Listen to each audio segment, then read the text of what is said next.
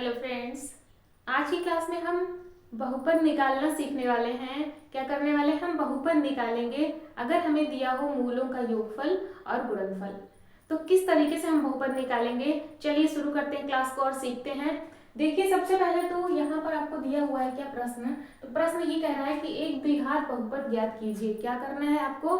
द्विघात बहुपद ज्ञात करना है जिसके शून्यकों का योगफल एवं गुणनफल, जिसके शून्यकों का योगफल दिया है, आपको गुणनफल दिया है। क्या दिया है? सबसे पहले ये योगफल कह रहा है, यानी कि जो भी दी गई संख्याएं हैं उनमें सबसे पहली कौन सी होगी? योगफल, क्योंकि ये कह रहा है योगफल एवं गुणनफल। तो ये चीज आपको ध्यान में रखना है। अगर सबसे पहले गुणनफल कहेगा तो पहली वाली जो संख्या होगी वो गुणनफल होगा। ये सबसे पहले योगफल कह रहा है, तो जो सबसे पहले दी गई संख्या है वो क्या है? योगफल है। तो योगफल क्या हो गया? पहली दी गई संख्या 1/4 एवं गुणनफल दूसरे नंबर पर होगा गुणनफल। तो ये जो दूसरा वाला है ना, ये गुणनफल है, कितना है? -1। तो हमने योगफल और गुणनफल को लिख लिया। अब द्विघात बहुपद ज्ञात करने के लिए एक फॉर्मूला होता है, यहाँ आपके सामने लिखा हुआ है। उसमें होता है सबसे पहले x², क्योंकि हमें द्विघात समीकरण ज्ञात करनी है तो x² होगा, x की घात 2 होगी। x² माइनस मूलों का योगफल इंटू यक्स, यानी कि मूलों के योगफल में x का गुणा करना है प्लस मूलों का गुणनफल लिखना है बराबर 0। तो ये आपका फॉर्मूला होगा। अब इस फॉर्मूले पर हम योगफल गुणनफल को रखेंगे, उसे हल करेंगे, हमें द्विघात समीकरण मिल जाएगा। तो चलिए हल करते हैं। रखते हैं इसमें हम मूलों का योगफल, तो योगफल की जगह हम योगफल रख देते हैं, गुणनफल की जगह गुणनफल रखते हैं, बाकी सारी चीजें वैसे ही रहेंगी और इन्हें हम हल करते हैं। चलिए, सबसे पहले है हमारा x² माइनस मूलों का योगफल है 1/4, उसके बाद उसका यक्स से गुणा होना है, यक्स है, प्लस मूलों का गुणनफल है -1, तो ब्रैकेट में लिख देंगे। ठीक है, जब दो चिन्ह एक जगह पर होंगे तो हमें क्या करना है? ब्रैकेट लगा देना है। बराबर 0 है तो हमने बराबर 0 कर दिया।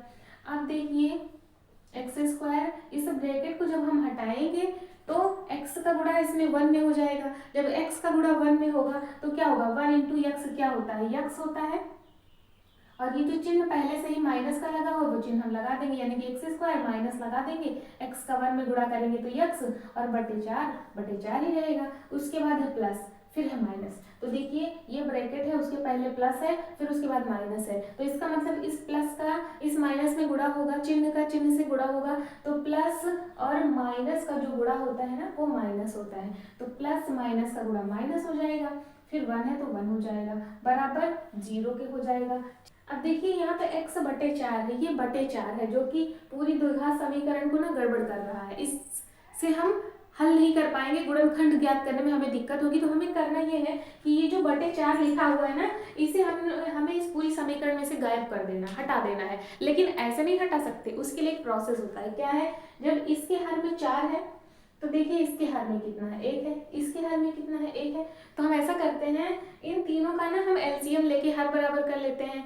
जब 1, 4 और 1 का हम एलसीएम लेंगे तो क्या आएगा? 4 आएगा, यानी कि इन सबके हर में हमें क्या लाना है? 4 लाना है। तो हमें जब इसके हर में 4 लाना है तो हमें करना क्या होगा? हमें 1 में 4 से गुणा करना होगा। जब हमने हर में 4 से गुणा किया तो हम अंश में भी 4 से गुणा करेंगे, और इसको हम ऐसे ही लिखेंगे क्योंकि इसके हर में तो 4 है, यहाँ कुछ नहीं करना। यहाँ क्या करना है? इसके हर में हमें 4 से गुणा करना होगा। जब हम हर में 4 से गुणा करेंगे तो अंश में भी हमें गुणा करना होगा 4 से, क्योंकि हर में हम जिस संख्या से गुणा करते हैं उसी संख्या से हम हर अंश में भी गुणा करते हैं। ये बराबर 0 के हो जाएगा। इतना हो गया। अब देखिए, जब इस 4 का हम x² में गुणा करेंगे तो कितना आएगा? 4x² आएगा। 4 गुणे x², 4x² बटे 4×4 माइनस x/4 वैसे ही रहेगा, माइनस 4×4, 4×4। तो देखिए इन सभी के हर में 4 आ गया, यानी कि सबका हर जो है वो क्या हो गया? बराबर हो गया। तो हम अंश को एक साथ लिख के हर को एक बार लिखेंगे। कैसे लिखेंगे? देखिए 4x² है, फिर माइनस का यक्स है, उसके बाद क्या है? माइनस का 4 है।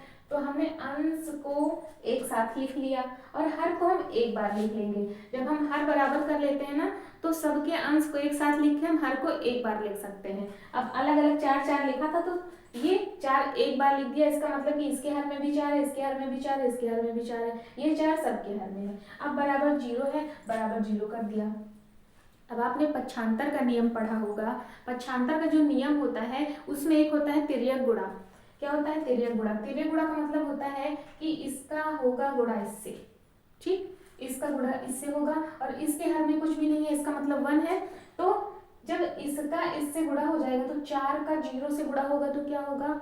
0 हो जाएगा। किसी भी संख्या का 0 से गुणा होता है तो 0 आता है, तो 4 और 0 का गुणा होगा तो 0 आ जाएगा इधर। और इस तरफ क्या आएगा? इस तरफ जो भी हमारा द्विघात बहुपद है, देखिए 4x² माइनस x माइनस 4, ये क्या है? एक द्विघात बहुपद है क्योंकि इसकी अधिकतम घात 2 है, तो ये द्विघात बहुपद आ गया बराबर 0, ठीक। तो जब ये द्विघात बहुपद आ गया तो यही तो हमें लाना था, यही है हमारा आंसर, यही है हमारा द्विघात बहुपद जो कि हमने ज्ञात कर लिया। जब हमें मूलों का योगफल और गुणनफल दिया था तो ये हमारा द्विघात बहुपद आ गया, ठीक है।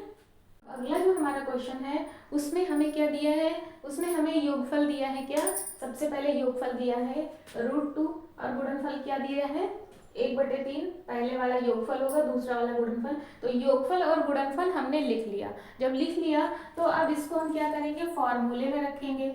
फॉर्मूले में रखेंगे तो x² माइनस मूलों का योगफल देखिए कितना है? √2 है, तो योगफल की जगह हमने रख दिया। उसके बाद x है प्लस मूलों का गुणनफल जो भी दिया है उसे हमने गुणनफल की जगह रखा, बराबर 0 भी किया, ठीक है। अब क्या करेंगे? इस x का हम यहाँ पे √2 से गुणा कर लेंगे, तो x² माइनस √2 का x से गुणा होगा तो √2x प्लस 1/3। अब देखिए यहाँ पर भी वही बात आ गई कि इसके हर में 3 है, इसे हमें हटाना है, इसके लिए हमें एलसीएम लेना होगा, हर बराबर करना होगा। इसके हर में 1 है, इसके हर में 1 है, इन सभी के हर में हमें 3 लाना होगा क्योंकि 1 1 3 का एलसीएम 3 होगा। अब इसके हर में 3 लाने के लिए हमें क्या करना होगा? 3 से गुणा करना होगा और यहाँ पर भी हमें 3 से गुणा करना होगा। तो जब x²/1 में हम 3 से गुणा करेंगे तो हर में 3 से गुणा करेंगे, अंश में भी 3 से गुणा करेंगे। यहाँ पर भी देखिए हर में 3 से गुणा करेंगे तो हमें क्या करना होगा? अंश में भी 3 से गुणा करना होगा क्योंकि जिस संख्या से हम हर में गुणा करते हैं उसी संख्या से हम अंश में भी गुणा करते हैं। प्लस 1/3, इसके हर में 3 है, यहाँ कुछ भी नहीं करना, बराबर 0 लिख देना है। अब क्या करेंगे? अब यहाँ से देखिए जब 3 का हम x² में गुणा करेंगे तो कितना आएगा? 3x² आएगा। जब कांस्टेंट का हम वेरिएबल से गुणा करते हैं ना तो वो उसके साथ केवल लग जाती है, गुणा का चिन्ह हट जाता है, बस उसके पहले लग जाती है। तो 3x²/3 हो जाएगा। यहाँ से देखिए 3 और √2, 3 और √2 का गुणा तो होगा नहीं, तो इसे हम 3√2 ही लिखेंगे क्योंकि किसी भी संख्या का ना रूट वाली संख्या से गुणा नहीं हो पाता है, उसे हम बस लिख देते हैं 3√2। अगर 5 गुणे √2 होता तो इसे लिख देते 5√2, ठीक है, समझ गए। तो 3 और √2 का गुणा 3√2 और उसके साथ x भी है तो x लिख दिया, बटे में 3 का नाम 3 हुआ प्लस 1/3 है, इसको वैसे ही लिखा, बराबर 0 भी किया। अब देखिए सबके हर में 3 है तो मैंने आपको बताया था जब सबका हर बराबर हो जाता है तो हर को हम क्या करते हैं? एक बार लिख लेते हैं। तो हर को हम एक बार लिख लेंगे 3x² माइनस 3√2, अंश को एक साथ करके सबके हर में हमने एक बार 3 लिख दिया, तो इसका मतलब हुआ ये 3 सबके हर में है, बराबर 0 को वैसे ही रखा। अब क्या करेंगे? अब जब हम 3 गुणा करेंगे ना तो 3 का 0 से गुणा होगा और 3 गुणे 0 क्या हो जाएगा? 0 हो जाएगा। 3 गुणे 0 इस तरफ 0 हो गया, इधर क्या बचा? 3x² minus 3√2x plus 1। तो यहाँ पर देखिए आपका अंश बच जाएगा और ये हर यहाँ जाके 0 हो जाएगा। अब क्या हुआ? ये एक द्विघात समीकरण हमें मिल गई, ठीक है, तो ये हमें मिल गई द्विघात समीकरण। तो इस तरीके से आप देख पा रहे हैं कि जब हमें योगफल और गुणनफल दिया होगा तो इस फॉर्मूले पर रख के हम बड़ी ही आसानी से द्विघात बहुपद निकाल लेंगे, ठीक है। ये तो थे आपके 2 क्वेश्चन।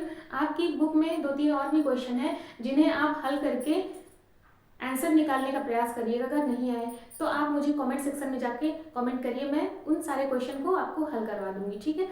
तो आई होप आपको क्लास समझ आई होगी। वीडियो अच्छी लगी तो लाइक करिएगा, चैनल पर नए हैं तो चैनल को सब्सक्राइब कर लीजिए और बेल आइकन को भी हिट कर लीजिए। तो चलिए मिलते हैं कल एक नई क्लास के साथ, तब तक के लिए जय हिंद।